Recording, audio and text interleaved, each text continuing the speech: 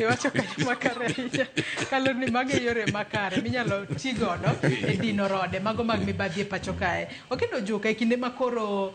migepe mano EACC kachiel kod ODPP yuare kotudore kod wechego mago mag kedo kod mibadhi. Ng'awinjo bed ni koro kawo tieng'a mano mar lal mar pesa mag jopiny nikech weche mag mibadhi en taxpayers money e makinde mathoth lal. EACC koro seyo ODPP bende koro seyo EACC. Ng'awinjo bed ni kawo tieng'a e pesa jopiny mosebedo kalal.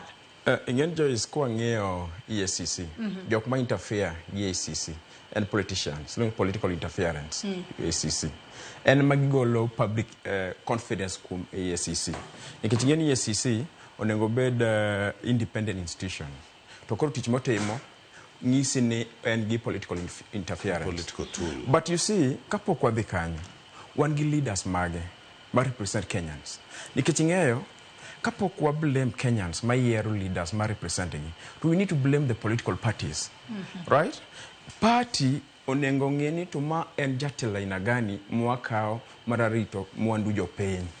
iwinjo king'iyo Mino Galoni king'iyo history mare nyaka kaka nosetiyo kuonde mosetiete ong'ama lwete nok bith kendo gik manotimo nogolo piny mano mheshimiwa Dacheni gik manogolo kuonde mosetiete nogolo piny e 0 to point C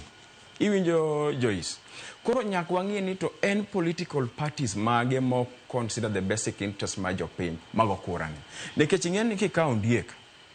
Joyce ni represent interest mar rombo nyalo timango kanyo gichamo rombo gitieko nyaka wang'i leaders magwa